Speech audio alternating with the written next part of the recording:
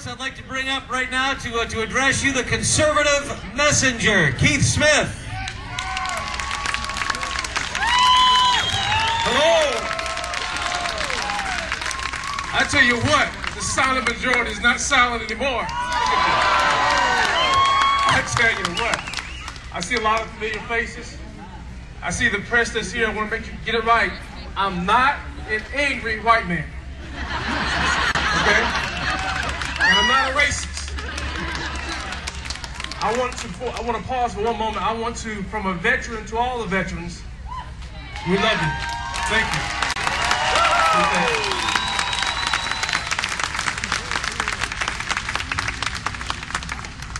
I want to thank the Rainy Day Patriots for this opportunity to be here. It is an honor for me to be here. This is special grounds for my ethnicity. And I respect that. Because this is what Dr. King did. He didn't just do it for black Americans, he did it for all Americans. And I'm with you today because I understand liberty. I understand the Constitution. That's why I'm here. As a soldier that served and sacrificed in the military, I began to understand what freedom was all about. I did not know that going in. But when I came out, God gave me a new awareness.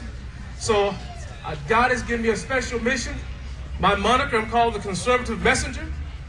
I travel around wherever God sends me to speak the truth about what the truth is about the conservative movement, and I'm going to get about that in a minute, and the Republican Party. Because I call myself, I'm a Fredrick Douglas Republican. Some of y'all don't understand what I mean by that. I'm going to educate you in a minute. I am a Fredrick Douglas Republican. Let me share you a quote from Fredrick Douglass. I am a Republican, a black, die-in-the-wool Republican, and I never intend to belong to any other party than the party of freedom and progress. Fredrick Douglass.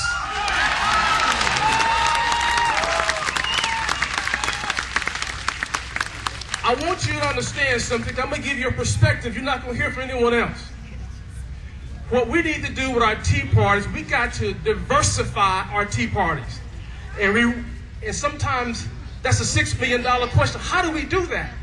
I'm going to share some things with you because I once was a Democrat. And I started asking questions and started seeking answers, and God revealed the truth to me. I'm going to share with you a strategy. If you mean this in your heart, it works. You got to understand that in the black community, the word conservatism has a negative meaning.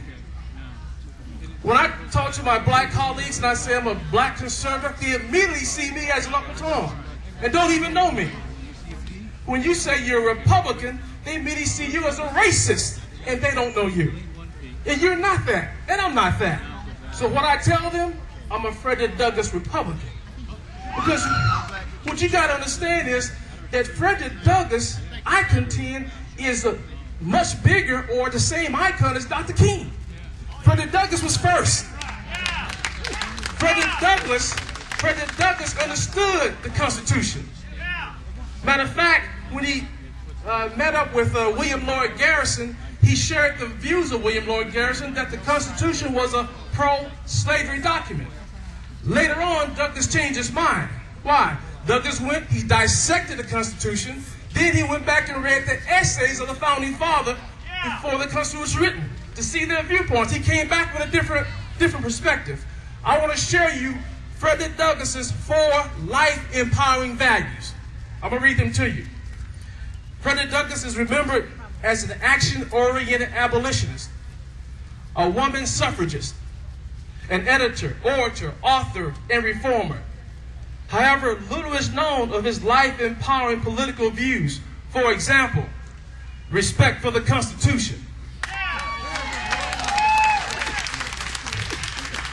Originally, Douglass shared the views of his mentor, William Lloyd Garrison, denouncing the Constitution as a pro-slavery document in light of the 3/5 clause. He later reversed his opinion after analyzing the Constitution, as I said before, and reading the political writings of the Founding Fathers. Douglass saw the Constitution as having, quote from him, noble purpose, which was avowed by the preamble's words about liberty rendered as an instrument that could be yielded in behalf of the emancipation. Fredrick Douglass. He had another aspect of freedom in terms of his life empowering values, his respect for life. Fredrick Douglass was a champion of not only of the need to abolish slavery, but he supported women's rights. Here's a quote from Fredrick Douglass regarding those two things. He said, "I expose slavery in this country because to expose it is to kill it. Slavery is one of those monsters of darkness to whom the light of truth is death." And then his comment about women's suffrage. "The subject of what is called women's rights has caused me to denominate myself as a women's suffrage man. I am glad to say I've never been ashamed of that designation." Fredrick Douglass. He also had his view about the belief in less government. Fredrick Douglass believed that the purpose of government was to protect the freedom of those citizens in this country. Citizens in this country. Here's a quote from Fredrick Douglass I want to share with you. He said, what I ask for the Negro is not benevolence. Don't get a social program. This is Fredrick Douglass. Let me say that again. He said, what I ask for the Negro is not benevolence, not pity, not sympathy, simply justice.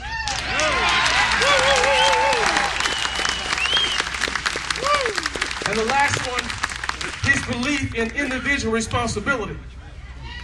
Fredrick Douglass believed in self-sufficiency. Here's his quote. "And if the Negro cannot stand on his own legs, let him fall also. All I ask is give him a chance to stand on his own legs. Leave him alone. Your interference with him is causing him positive injury." Now, what you got to understand here, these are not just the 4 life-empowering values of Fredrick Douglass. These are the 4 cornerstones of the conservative philosophy. Fredrick Douglass was the quintessential conservative Republican. So my question to you today, are you committed to take this country back? Do you want to leave a country for your children and your grandchildren the way you inherited? Are you really committed? I want to know, are you committed?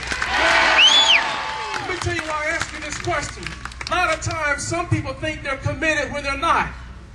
It reminds me of a story about the chicken and the pig. They were talking one day, and the chicken said, "You know what? I'm committed to giving eggs every morning." The pig looked up and said, "Giving the eggs every morning is not commitment. That's participation. Giving ham is total commitment. Get some ham. Are you ready to get some ham?" I love you. God bless you.